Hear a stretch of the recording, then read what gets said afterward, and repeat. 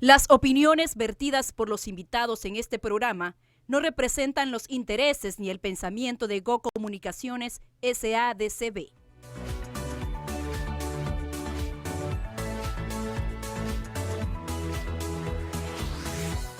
Hola, ¿qué tal? ¿Cómo están? Muy buenos días. Les saluda Jackie Redondo. Bienvenidos al grano. Hoy nos acompaña la doctora Suyapa Figueroa.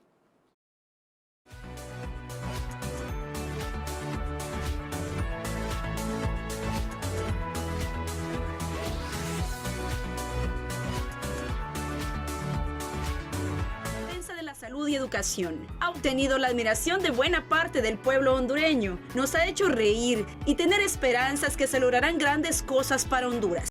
Hoy conocemos más de ella al grano. Le devuelva lo que se le quitó. No puede ser privatizado.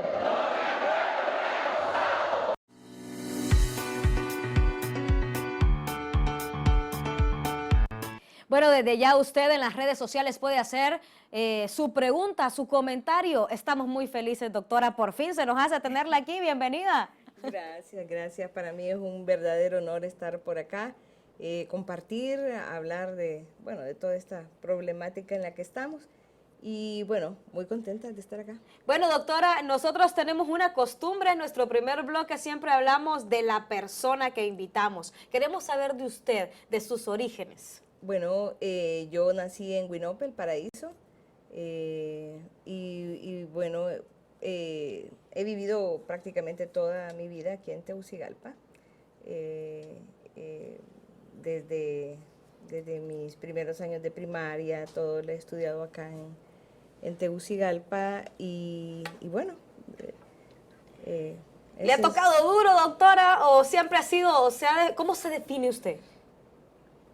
No, yo soy una persona tranquila, una persona muy de mi trabajo, de mi familia, de compartir cosas sencillas, una persona sencilla, con una vida tranquila hasta que me metí a la acción gremial impulsada por muchas cosas que sucedían en nuestros hospitales y que ya no podíamos trabajar de la forma que lo habíamos venido haciendo. Y eso es lo que nos impulsó a estar acá. Doctora, un saludo a Manuel Urquiza, dice, invitado de lujo, la doctora Suyapa Figueroa. Cuénteme, doctora, ¿qué le dice a su familia que está usted ahora en la lucha? Bueno, claro, quedan menos tiempo para compartir en familia. Sin embargo, pues siempre hay apoyo de ellos, siempre están pendientes de todo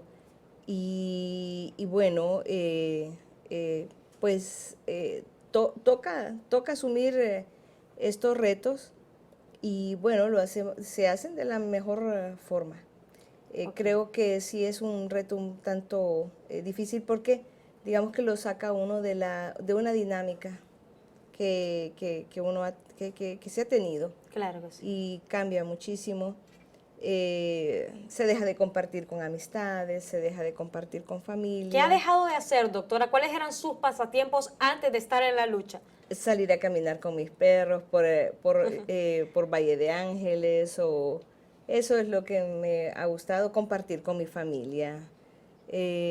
Platicar con mis amigos, reunirnos con mis amigos, mis compañeros de trabajo. Mire, la vemos turisteando, le gusta mucho caminar. Sí. La naturaleza. Sí, me encanta, pero hace tiempo que...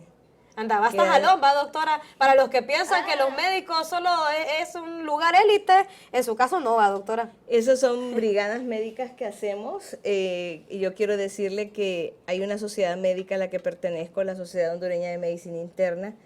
Me enorgullece porque somos prácticamente toda una familia, la SOMI, y bueno, ahí estamos con nuestras compañeras de la Sociedad Hondureña de Medicina Interna, y bueno, eso es algo también de lo que me encanta hacer, me gusta compartir. Esa es una sociedad científica, okay. y bueno, con ellos compartimos muchísimo. Y salimos mucho, hacemos brigadas a diferentes, esa era una brigada creo que era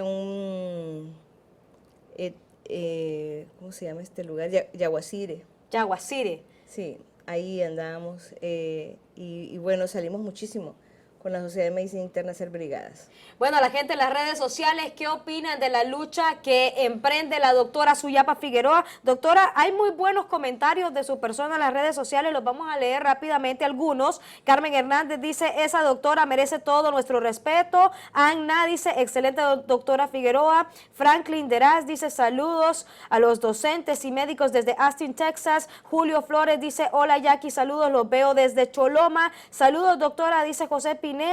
Checa dice, mis respetos para la doctora Figueroa. ¿Cómo le ha hecho, doctora, para tomar esta lucha como usted lo ha hecho, con hidalguía y con mucho temple?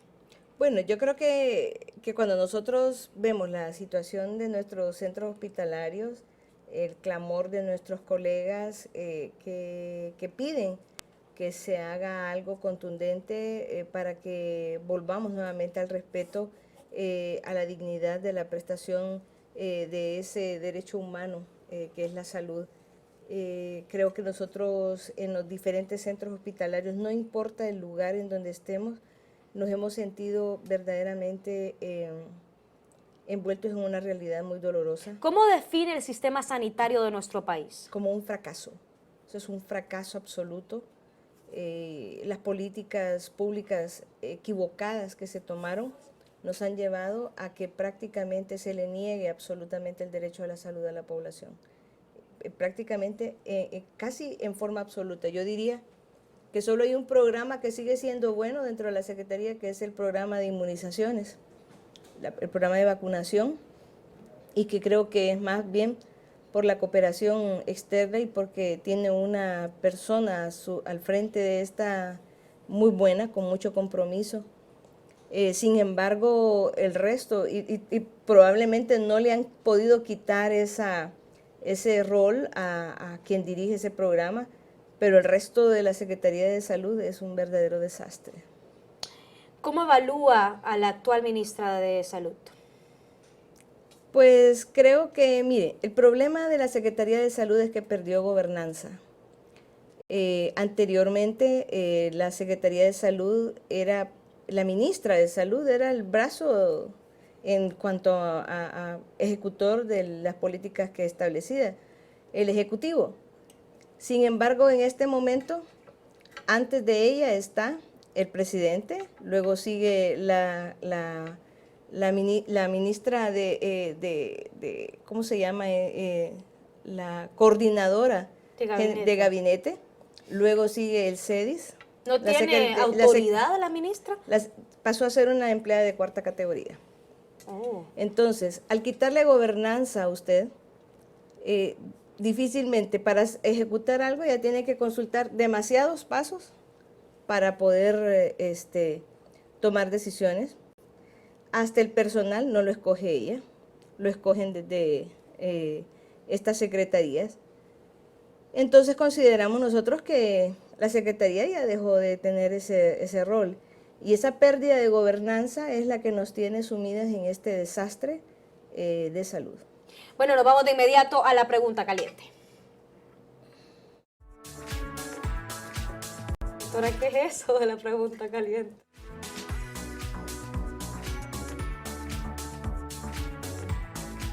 Bueno, doctora, háblenos un poco. ¿Usted aceptaría, si le proponen ser ministra de Salud, aceptaría este cargo? En este gobierno de ninguna manera, de ninguna manera. ¿Cómo califica el gobierno? Un desastre. Esto no es un gobierno, definitivamente. ¿Por qué? Porque la verdad es que cuando usted tiene nada más a una persona que dicta las políticas en absolutamente todo, lo que tiene es un orden dictatorial.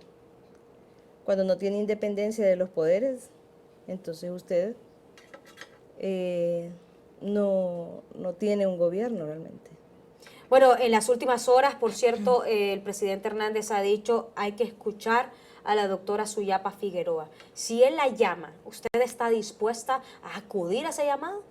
Pienso que esas son palabras del diente al labio. Creo que él no está dispuesto a escuchar a nadie. Lo ha demostrado con sus acciones.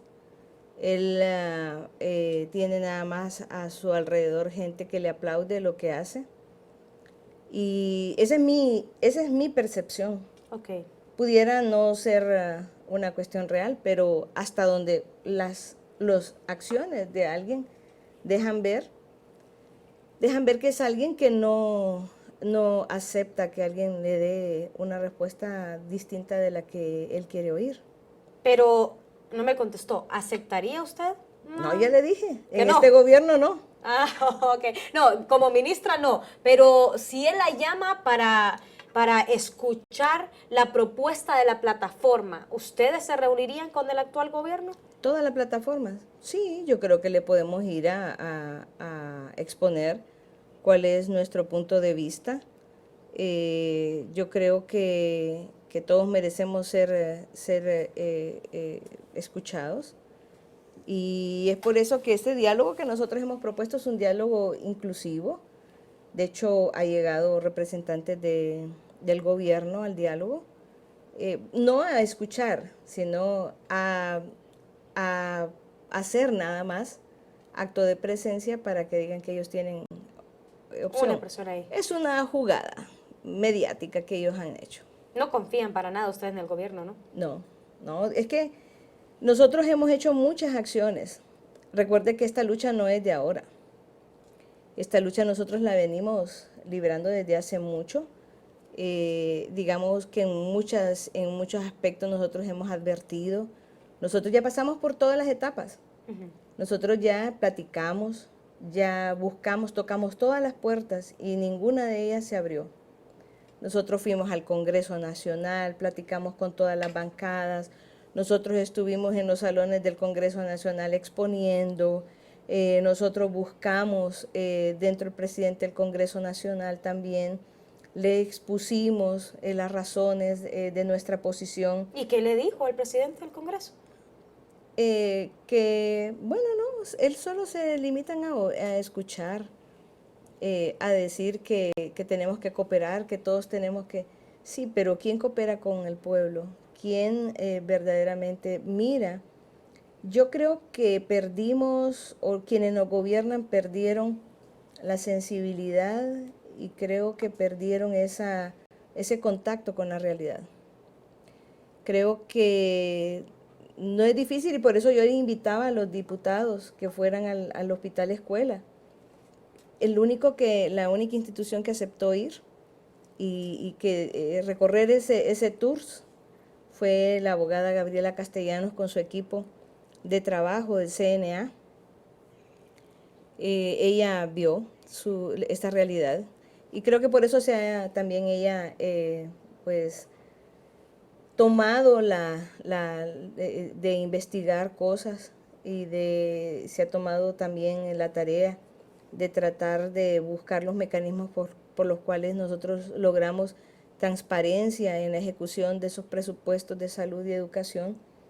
Y creo que podemos, y ahí está en ese diálogo, una de las cosas que nosotros, si solamente eso lográramos, cambiar un poco las reglas que nos lleven a transparencia. Quieren cambiar. Es que corrupción ese es el elemento más importante del deterioro de salud y educación. Corrupción es lo que nos tiene sumidos en esta desgracia actualmente. Doctora, ¿hasta dónde van a llegar ustedes? ¿Cuál va a ser el tope? Pues yo creo que cuando el pueblo se empodera de esto, creo que no tiene límite. Creo que el pueblo, lo más importante que veo yo en esta lucha es que el pueblo tomó la conciencia de que él puede ser el constructor de su futuro, que no importa quién gobierne, no importa lo que se le imponga, quien decide, quien manda, finalmente debe ser el pueblo. Y creo que esto le debe quedar muy claro, no solamente al presidente actual, sino a aquellos que vienen, que siempre pretenden que el pueblo tiene que soportar, y no. El pueblo puede ser el constructor de su propio futuro, y lo importante de esto es que esa herramienta del diálogo lleve a la participación a ese pueblo que ha estado solamente agachando la cabeza. ¿Cree que esto va a despertar al pueblo? Porque habíamos visto un sector de médicos, de docentes prácticamente dormidos por muchos años y ahora lo vemos que despiertan, la gente los acompaña. ¿Qué le podemos decir a esas personas que dicen, no, ha bajado la cantidad de personas que están apoyando las marchas? No, yo creo que siempre hay un poco de desgaste, un poco de cansancio en esto. Sin embargo, la voluntad está igual o más alta. La voluntad de luchar probablemente sea más alta incluso lo que tiene el pueblo. Obviamente el hecho de que lancen al ejército a cumplir el ejército no tiene los mismos protocolos de la policía, ¿verdad? Y usted lo ve traducido en muertes, Sí. ¿verdad? Entonces, ahí estamos hablando de que hay que tener un poco de cuidado. Sin embargo, ¿hay temor por salir a las calles? No, temor no. Mire, yo digo que la gente le quitaron tanto que le quitaron el miedo.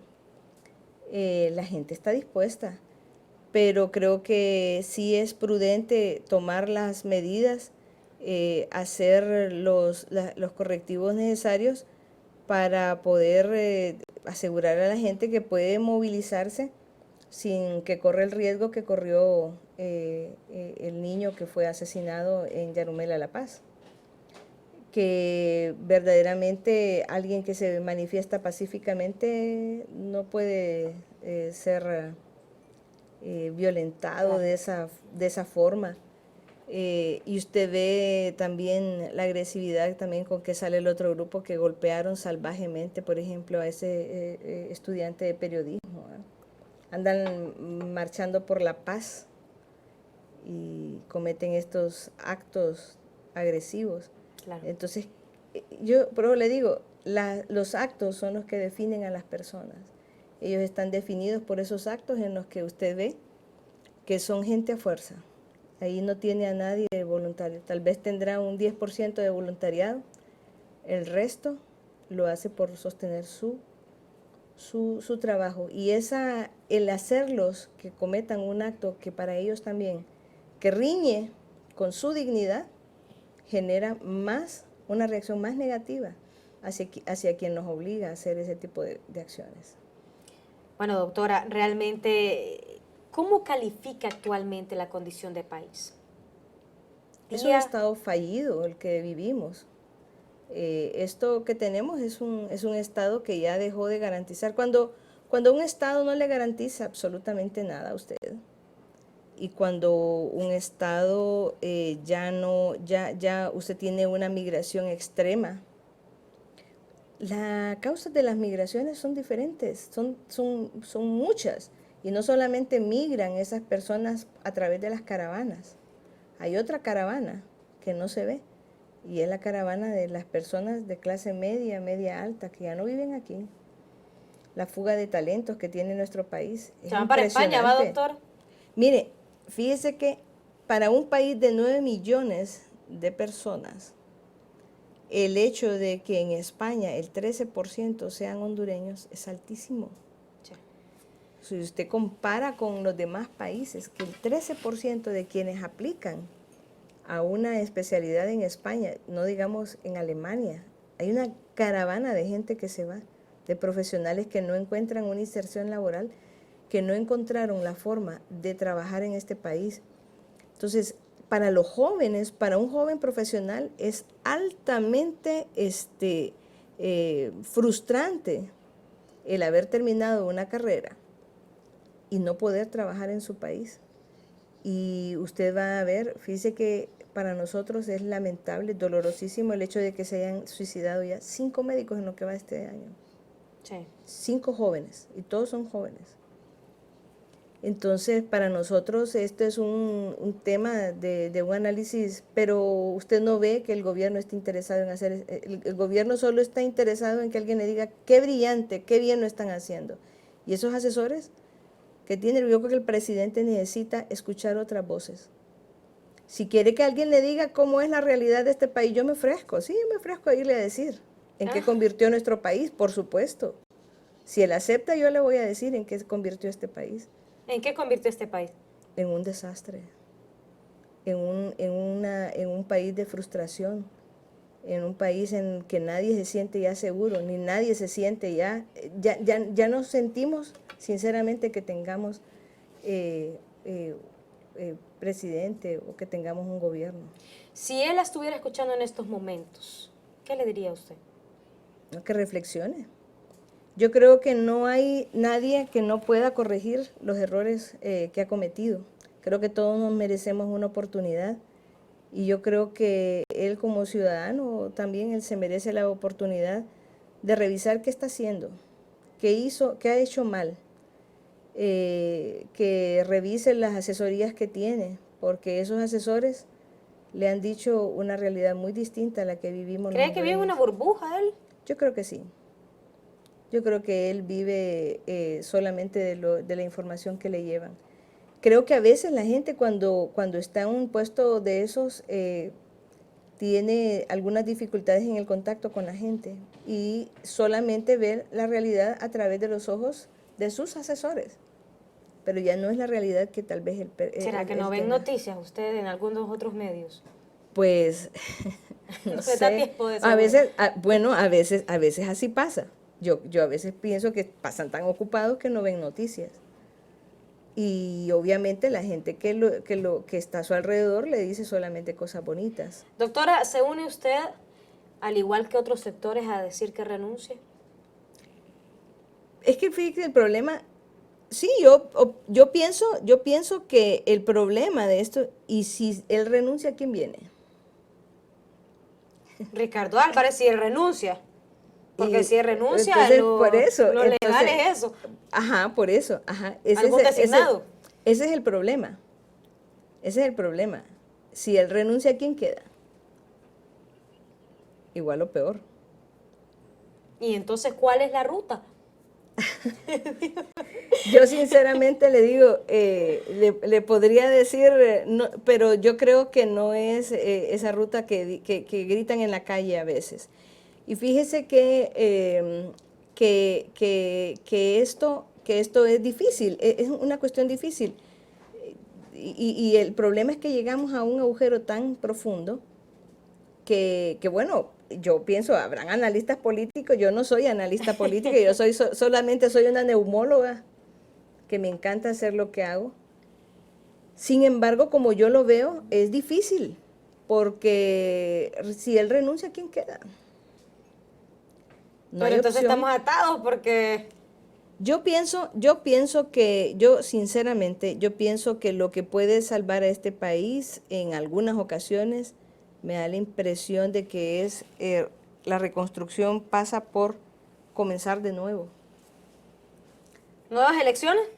¿Y usted le creería unas elecciones como está ahorita? No, ¿verdad? Tampoco. Entonces, por eso es rehacer el país, irnos a probablemente una constituyente originaria no al estilo ni como la plantea Mel Zelaya, ni como la plantea Juan Orlando, como la pudiera plantear, sino que es de que la misma sociedad, y tal vez escogerlo con pinzas, pueda hacer sus propias propuestas.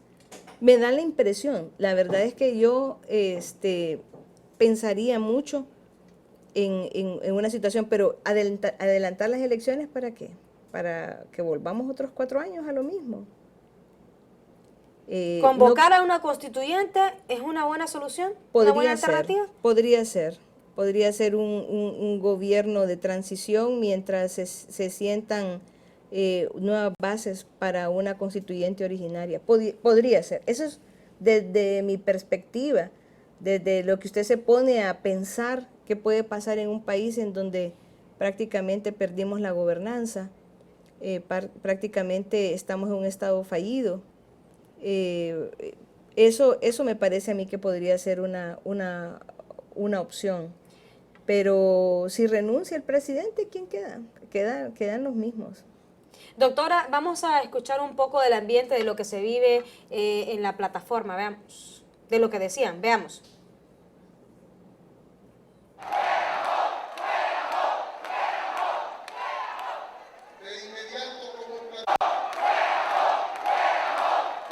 Bueno, aquí estamos observando a la gente ahí, ¿verdad? Mucha gente dice, ¿se politizó el diálogo de la plataforma? ¿Cree usted que se ha politizado? ¿Y por qué decían fuera Jo ahí en la...? ¿O es porque cree que ya es popular el fuera Jo y por eso...? Si usted va al estadio, gritan fuera. Si va a un concierto, gritan fuera Jo. Si hay una graduación, gritan fuera Jo. Pero yo creo que el clamor de las personas, y aquí hay que decirlo, la reelección era inconstitucional, es inconstitucional. Entonces, quien asumió el poder lo hizo de una manera ilegítima. Y la población lo que siente es esa ilegitimidad. Y por eso es que grita eso. Sin embargo, yo soy de las personas que pienso que si nosotros hubiésemos sido honestos, que si la oposición hubiese sido honesta, no hubiera participado en las elecciones entonces. Al participar en las elecciones legitimaron esa propuesta que era inconstitucional. Entonces ahí es donde los actos deben definir a la gente. Si usted es una persona honesta y cree que ahí están jugando mal, entonces no participe. Por eso no participamos en el diálogo del gobierno, porque nosotros no vamos a ir a legitimar ese diálogo. El pueblo tiene que obligar al gobierno a que acepte las condiciones o las propuestas que va a hacer, porque son propuestas apegadas a las necesidades de la población. Y nosotros podemos después irlas a presentar. Pero cuando usted va a un diálogo en donde el gobierno instala con interlocutores que él mismo descalificó, y yo no quiero decir que eso sea cierto, porque eso debería ser producto de una investigación, ¿verdad? Pero quien dijo quien nos acusó a esas personas de haber cometido ilícitos fue el mismo gobierno. ¿De quién está hablando? ¿De Roberto Troche? De un montón, porque no solamente es él, son varias personas las que el gobierno desacreditó, de los que tenía ahí sentados. Hilario Entonces, Espinosa, de los que están siendo investigados. Todas las personas que están siendo investigadas ahí. Y yo no digo que sea cierto, pero el gobierno les tiene un procedimiento de investigación. Entonces, el gobierno los descalifica y luego el gobierno los sienta el diálogo. Entonces, ¿qué puede salir con gente a la fuerza? Gente que por una u otra razón el mismo gobierno le sigue esos juicios y luego lo sienta ahí. Entonces, ¿para qué? Ese diálogo que tienen solamente está legalizando las cosas que iba a hacer a través de esos decretos, esos ¿En PCL. ningún momento se van a sentar ustedes en el otro diálogo? En el momento en que nosotros lleguemos a hacerle la propuesta que la población, el consenso de la población, cómo mejorar su sistema de salud y educación. Okay. En ese momento nosotros, porque obviamente quien debería aceptar, pero no incluso lo podríamos hacer no a través, sino que a través de los representantes del pueblo, que se supone son los diputados, si quieren seguir siendo reelectos, y si no, el mismo pueblo va a saber quiénes le dan la espalda al pueblo. Bueno, doctora, nos vamos a ir a una breve pausa comercial. Nos quedamos en las redes sociales. Hay muchos mensajes que yo sé que la doctora va a responder. Nos vamos a la pausa.